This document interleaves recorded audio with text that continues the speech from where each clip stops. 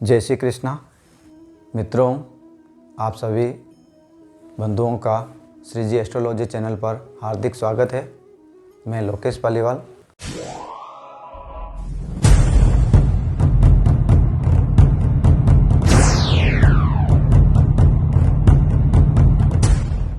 मित्रों, आज आपको मैं श्रावण मास के ऊपर कुछ बताने वाला हूँ। अभी श्रावण मास चल रहा है मित्रों, और इस श्रावण मास में हम लोग भगवान शिव की विशेष पूजा आराधना करते हैं मित्रों। पौराणिक समय में मित्रों राजा दक्ष हुआ करते थे। उनकी कन्या थी माता सती, और माता सती ने अपना सती जीवन त्याग कर काफ़ी समय तक श्रापित जीवन जिया था। उसके बाद में उनका पुनर्जन्म हुआ था और हिमालय राज के यहाँ माता पार्वती के रूप में, और उन्होंने इसी श्रावण मास में विशेष घोर तपस्या पूजा आराधना करके भगवान शिव को अपने पति के रूप में अंगीकार किया था, पति के रूप में स्वीकार और प्राप्त किया था, विशेष भगवान शिव को प्रसन्न करके।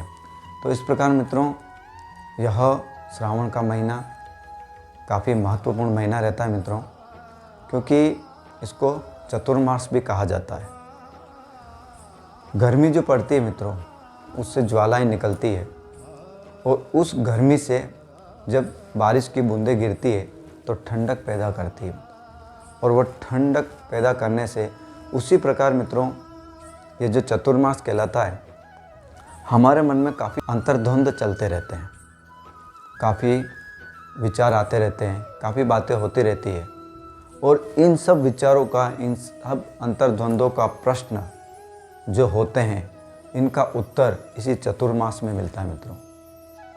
यहाँ पर हम ज्ञान से, ज्ञान रूपी बूंदों से हमारे इन सब अंतर्द्वंदों को, इन उठते हुए प्रश्नों को ठंडा करते हैं मित्रों। तो इस प्रकार यह चतुर्मास जो होता है मित्रों काफ़ी खास होता है, क्योंकि ये 4 महीने जो होते हैं मित्रों, ये बारिश के महीने होते हैं। और हमारे सनातन समाज में मित्रों विशेष रचना की हुई है 12 माह की। हर माह में कोई न कोई त्यौहार आता है मित्रों, और किसी न किसी रूप में वह हमारे ऋतुओं से, हमारे जो काल चक्र चल रहा है उससे जुड़ा हुआ रहता है। मोटा मोटी मित्रों 3 ऋतुएं होती है, ग्रीष्म ऋतु, वर्षा ऋतु और शीत ऋतु। जैसे 6 ऋतुएं होती है, लेकिन मोटी जो हम 4-4 माह की 3 ऋतुएं कहते हैं, यह 3 ऋतुएं होती है मित्रों। और इनमें प्रत्येक माह में कोई न कोई त्यौहार जो कि हमारी लाइफ स्टाइल से जुड़ा हुआ रहता है, हमारे जीवन से जुड़ा हुआ रहता है। तो इस प्रकार ये जो श्रावण का मास आता है, कहते हैं कि भगवान विष्णु इन 4 महीने योग निद्रा में चले जाते हैं, और तब पूरी सृष्टि को संभालने का जिम्मा भगवान शिव के हाथ में रहता है। तो इसके लिए ये 4 माह भगवान शिव के लिए विशेष हो जाते हैं। और जब बारिश पूरी धरती पे जितनी भी वस्तुएं उन सब का बारिश अभिषेक करती है मित्रों। और इस प्रकार मित्रों हम भी उसके निमित्त कुछ रूप में भगवान शिव के शिवलिंग पर जल अर्पित करके एक भगवान का निमित्त पार्ट बनते हैं। और हम भी, क्योंकि उसी भगवान के कण हैं हम, उसी भगवान के अंश हैं हम, तो उनके प्रति हमारा भी यह भाव होना अति आवश्यक है मित्रों। और भगवान शिव के प्रति ये 1 माह चतुर्मास जो होता है, उसमें 1 माह मित्रों चतुर्मास यानी कि 4 महीने तक बारिश इस प्रकृति को अभिषेक करके इसका अभिनंदन करती है मित्रों। और उसी प्रकार मित्रों हम भी 1 माह भगवान शिव के शिवलिंग पर जलाभिषेक करके उस अंश में हमारा भी योगदान प्रदान करते हैं मित्रों। भगवान शिव के इस श्रावण मास का इसीलिए विशेष महत्व है, क्योंकि यहाँ पर हमारे जो ऋषि मुनि हैं, हमारे जो संत हैं, वो चतुर्मास करते हैं। मतलब वो साल भर मित्रों पलायन करते रहते हैं, घूमते रहते हैं, और 4 महीने एक जगह रुककर, 4 महीने एक जगह स्थिर रहकर, कोई एक गांव या कोई एक शहर, वहाँ पर अपना ज्ञान दूसरे लोगों में बांटते हैं, उनको ज्ञान की वर्षा से उनके मन में चल रहे अंतर्द्वंद्वों को, उनके मन में चल रहे प्रश्नों को, उनकी समस्याओं को ज्ञान के माध्यम से ठंडा करने का प्रयास करते हैं। और हमारे यहाँ जो भी रचनाएं की गई है मित्रों, हमारे सनातन समाज में एक एक रचना मित्रों वैज्ञानिक तौर पर तरीके से समय के अनुसार बांटकर की गई है। अब मित्रों इसमें हम एक चीज़ और देखते हैं कि हम यहाँ कावड़ लेके जाते हैं।